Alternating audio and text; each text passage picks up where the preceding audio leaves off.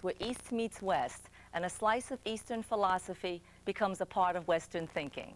I'm Jenny Gong, and I'll be hosting a series of programs featuring Asian Americans who are successful in combining the best of both worlds, along with anything else that is both Asian and fun.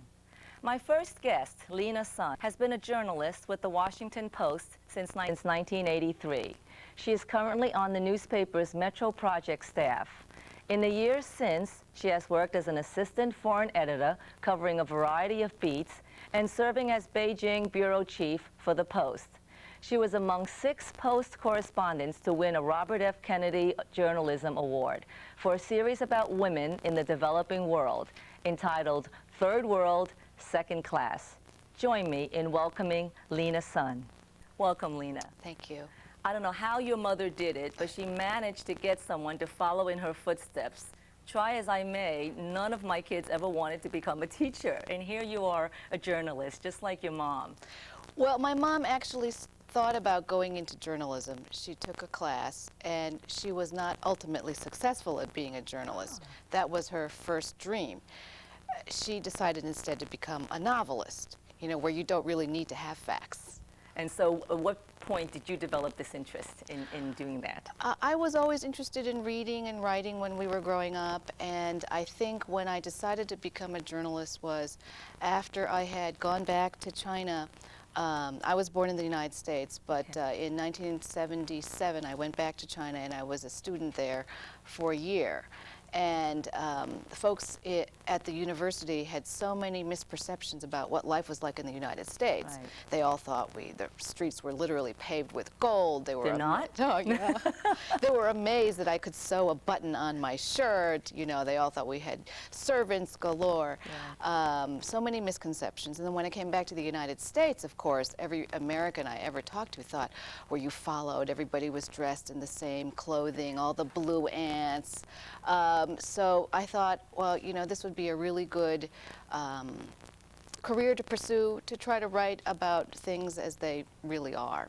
And so that's really when I got interested. Now, you've written so many different stories.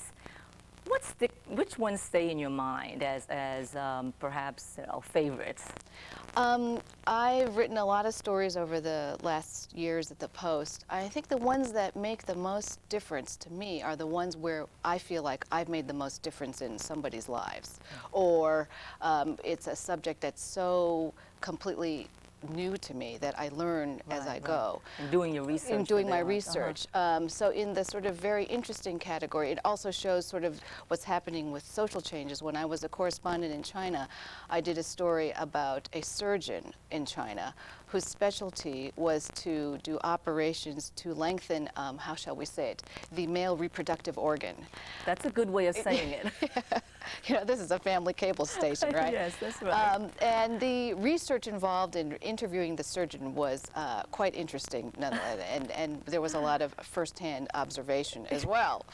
But more close to home, and something that's not something that we think about as often, is we did a series last year about the chicken industry on the Eastern Shore, what it was like to work in those factories, in those plants, how mechanized in one way the chicken operation is, but in some other ways how physically terribly grueling it is, you know, when you have to hang live chickens, you know, dozens of times a minute on these hooks in the complete dark, and you hear the clucking of the chickens before their necks are sliced. Now, what do you mean in the complete dark? Well, the first job is when they bring the chickens to the plant. Okay. It's the chicken hangers have to hang the chickens upside down. They're alive. They hang them by their feet on these shackles. And this assembly line takes the chickens down the line. But it's dark because they want to keep the chickens calm. And so you're operating in it's complete dark except for this like red light or blue light, and there's dust in the air, and all these men standing there in total silence, lifting, hanging, lifting, hanging. It's amazing. You think we're so technologically advanced, and yet the chicken we eat every day, this is how they first started. And where was this This was at all of the chicken processing plants on the Eastern Shore. All the chickens in processing plants operate basically like this. I mean, it's mechanization. Now, for those students who are watching this show and perhaps are interested in a career in journalism, tell us, how does a story, go from an assignment to become something that possibly could hit the front page? There are different kinds of stories.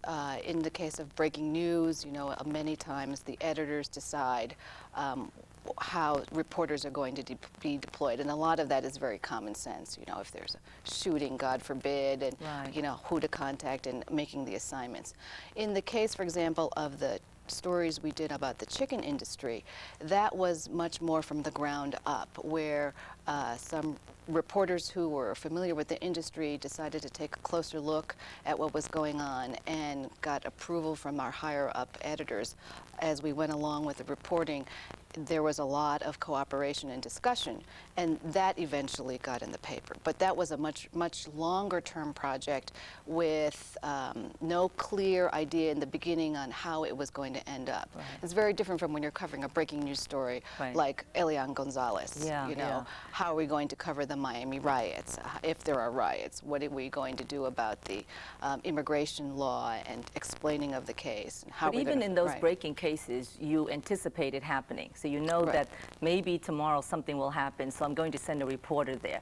What about stories that you have no idea that it's going to happen and just immediately it's got to be covered? What do? They just go, you? Well, they try to find the reporter who is the most knowledgeable Okay. and the most, if you need a language affinity or if they have some knowledge of the area. But in most cases, if it's a really breaking news story, they look for a warm body. They find a warm body.